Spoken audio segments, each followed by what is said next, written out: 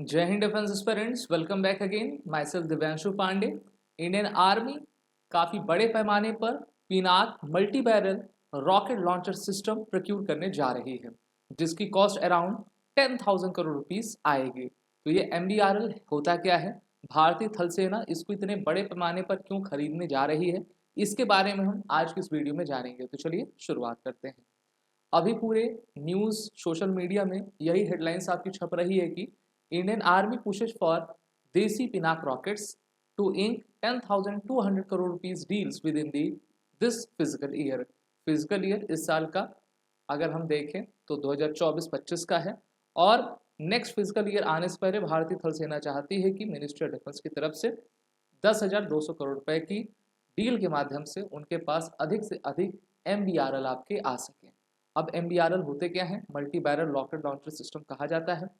और अभी 15 जनवरी को भारतीय थल सेना ने अपना थल सेना दिवस भी मनाया, और उसी उपलक्ष्य में हमारे chief of the army staff, जिनका नाम जनरल उपेंद्र द्विवेदी है, उनके द्वारा कहा गया कि must ensure that Galwan isn't repeated, यानी कि इंडियन आर्मी पूरा इंश्योर करेगी कि गलवान जैसी घटना फिर से ना हो सके। इसीलिए चाहे लाइट वेटेड टैंक्स हो या फिर MBRL हो, उनको हम अपने हाई एल्टीट्यूड पर लगातार डिप्लॉय करते जा रहे हैं। जो पिनाक होता है तो ये पूरा सिस्टम होता है, ठीक है। ट्रक पे लदा हुआ एक रॉकेट लॉन्चर होता है जिससे कि रॉकेट्स आपके फायर होते हैं। पिनाक के पिनाक फर्स्ट पिनाक सेकंड के आपकी वर्जन्स हैं, जिनकी अगर हम रेंज देखें तो 75 से लेकर 90 किलोमीटर तक जाने पाने में आपकी सक्षम है। तो इंडियन आर्मी चाहती है कि उनके पास जो पिनाक के रेजिमेंट्स बनती जा रही हैं, उस रेजिमेंट के साथ पहली रेजिमेंट, एक रेजिमेंट को तो हम नॉर्दर्न इलाके में लगा सकें और दूसरे को ईस्टर्न इलाके में लगा सकें, और दोनों ही चीन और पाकिस्तान की तरफ आपकी इनका मुंह घुमा हुआ रहेगा।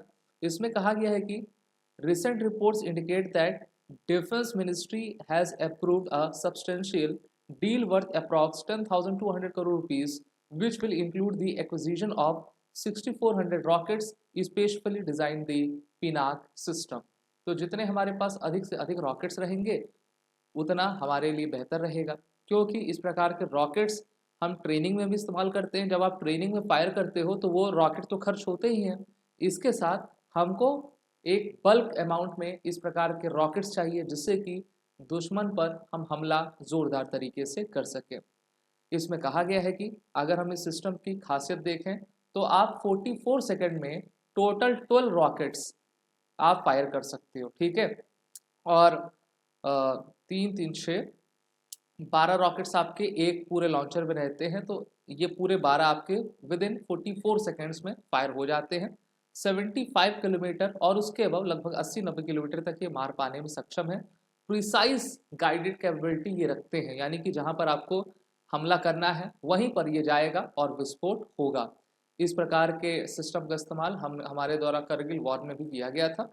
Army chief general Upendra Dwivedi कहते हैं कि he had confirmed that two contracts are scheduled to be signed by the end of the current fiscal year on March 31st। तो लगभग लगभग डील पूरी है, और सिर्फ ये नहीं होता कि डील साइन हो गई, उसके बाद का प्रोसीजर काफ़ी लेंदी रहता है, चैलेंजिंग रहता है, क्योंकि हमें अपने कंपनियों से जो है इस प्रकार के रॉकेट्स की मैन्युफैक्चरिंग जल्द से जल्द करवानी होती है।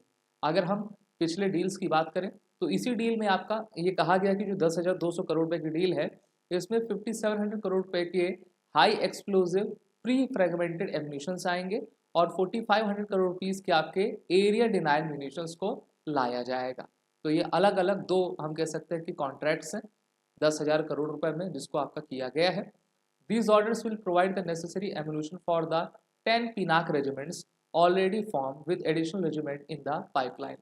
तो 10 रेजिमेंट्स बन चुकी हैं, जितने हथियार आएंगे 6,400 रॉकेट्स इन रेजिमेंट्स को दिए जाएंगे, और भी एडिशनल रेजिमेंट्स को बनाया जा रहा है। और आप जानते हो कि लगभग 70-75% जो है इंडियन आर्मी में इन्फेंट्री आती है, इसके बाद मैकेनाइज इन्फेंट्री, आर्टिलरी सबसे इंपॉर्टेंट रहती है। तो आर्टिलरी का पार्ट ही MBRL आपका हुआ करता है। The Pinaka rocket system has already proven its worth in the Indian army, और इसको हाई एल्टीट्यूड एरिया में मेनली चाइना के बॉर्डर्स की तरफ हम लगाते जा रहे हैं। अब आप ये फोटो देख सकते हैं जहाँ पर भगवान शिव आपको देख रहे हैं। भगवान शिव के धनुष का नाम पिनाक है, इसको पिनाका आप बिल्कुल ना पढ़िएगा, ठीक है। इंग्लिश में तो कुछ भी लिखा रहता है, ये पिनाक है। ये वही धनुष था जब माता सीता जी के स्वयंवर हुआ था, उसमें भगवान राम ने जो धनुष तोड़ा था वो यही धनुष था, जिसका नाम था पिनाक। और पिनाक के नाम पर ही जो है इस हथियार का नाम अपने पिनाक रखा है। और पिनाक में जो आगे हम क्या लिखते हैं, MBRL लिखते हैं। MBRL का फुल फॉर्म होता है multi barrel rocket launcher system. Treta युग में जब भगवान राम थे तो उनका जो धनुष था उसका नाम था सारंग, भगवान शिव का पिनाक, और जो आपके परशुराम जी के पास था वो अजगव था। ठीक है, तो वो तीन इंपॉर्टेंट धनुष थे।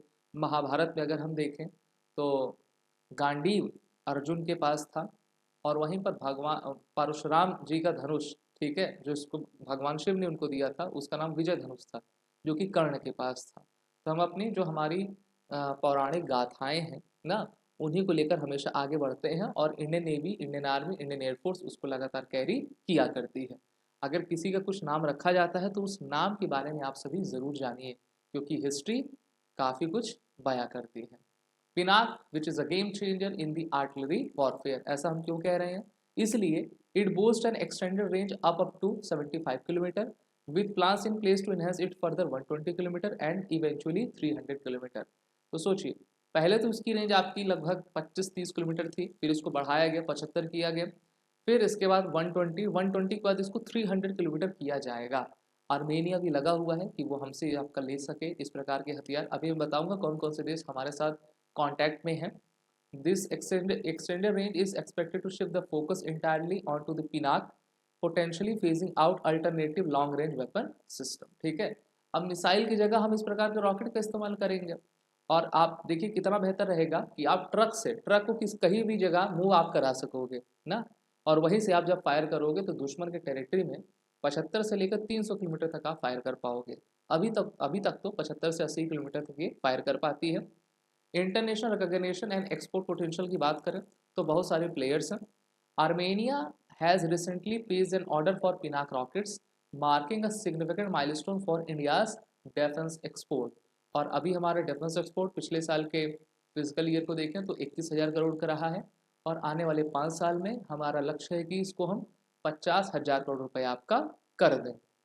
Several countries from regions like ASEAN, Africa, Europe have expressed interest in acquiring PNAK system for future, further solidifying India's growing presence in the global defense market। Future outlook यही है कि हम अपने आर्म फोर्सेस की requirement को भी पूरा कर पाएँ, और इंटरनेशनल स्टेज पर इस प्रकार के क्रूशल वेपन्स को ले जाकर अपने डिफेंस एक्सपोर्ट को लगातार बढ़ाते चले जाएं। एक साल पहले in December 23, the DAC cleared a proposal for acquiring 6,400 rockets at a cost of 2,800 crore rupees.